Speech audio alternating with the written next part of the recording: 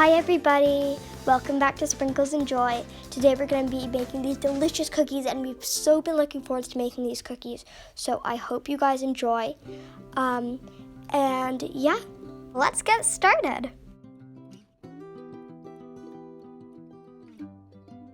You're going to want to put your butter into the pan. You're going to want to stir this gently and melt it until it's completely melted. You're going to need to remember to keep your butter on low so that it doesn't burn or overcook or all that stuff. Now remember to subscribe to our channel. If you are new, hello, welcome.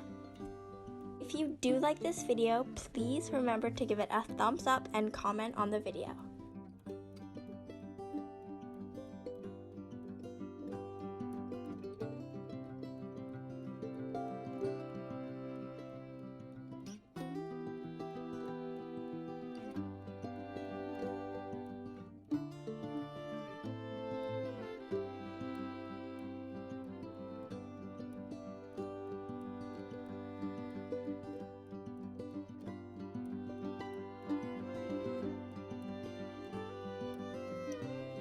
See, my butter is fully melted and yours will be too in only a couple of minutes. Now what you're going to want to do is turn off your heat and move to a new counter.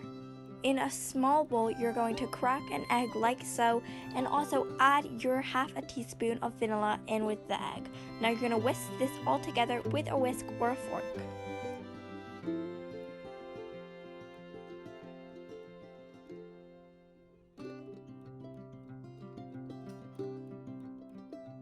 Going to return to your melted butter on your stove top and you are going to add in both your white sugar and your brown sugar.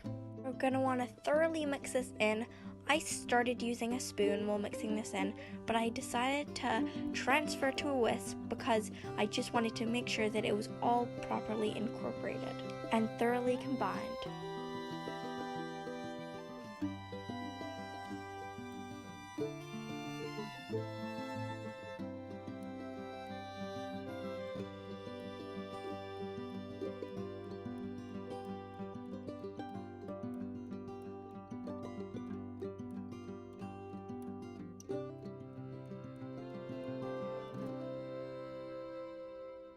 Now I'm going to, as you can see, I'm transferring to a whisk to thoroughly combine every single thing in as much as possible.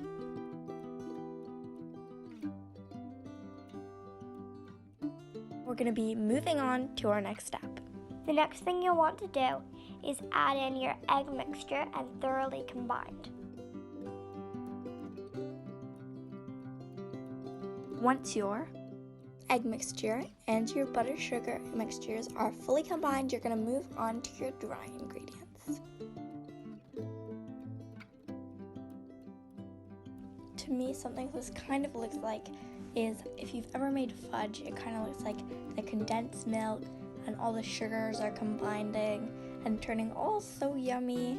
This looks like candy and it looks so delicious.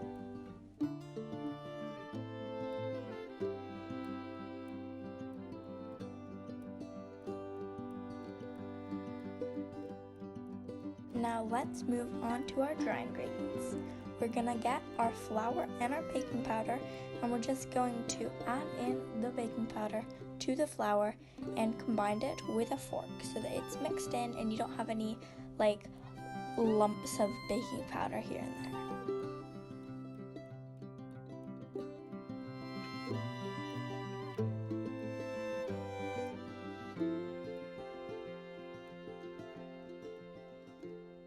Now once it is fully mixed in, you're going to move back to your butter, sugar mixture, egg mixture, and you're going to sift in the flour mixture, just like so.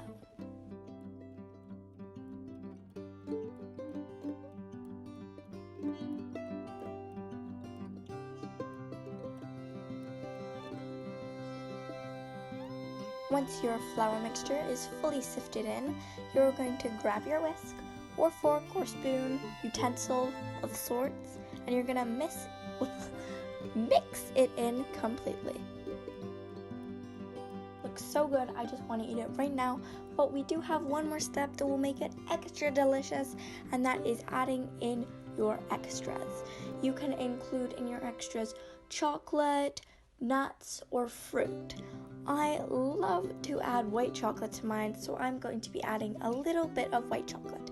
I have a chocolate bar of white chocolate, and we have already eaten some of this, so I'm just going to use the extra amount that we have left. The only thing is that you should use up to 100 grams, no more, or your cookies will be a little bit too loaded. Now, I am going to add my white chocolate in, but first I am going to chop it. I still want to have some chunks because I want it to be a white chocolate chunk cookie. I still want some finely, nicely chopped pieces. Now I'm going to add this in to our cookie mixture. I'm going to mix this in. If you are using fruit, remember to use dried fruit so that your dough doesn't get all soggy. It's just one little tip for the cookies.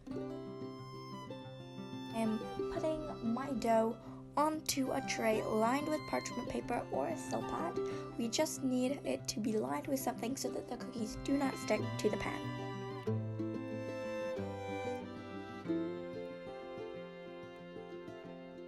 Heat your oven to 190 degrees Celsius or 375 degrees Fahrenheit, and you should bake these for 12 minutes approximately until they are delicious and completely baked and golden brown on the bottom. I just want to take a moment to tell you where this recipe is from. It's from the Great British Baking Book of Baking, and I love this cookbook so much. Please, guys.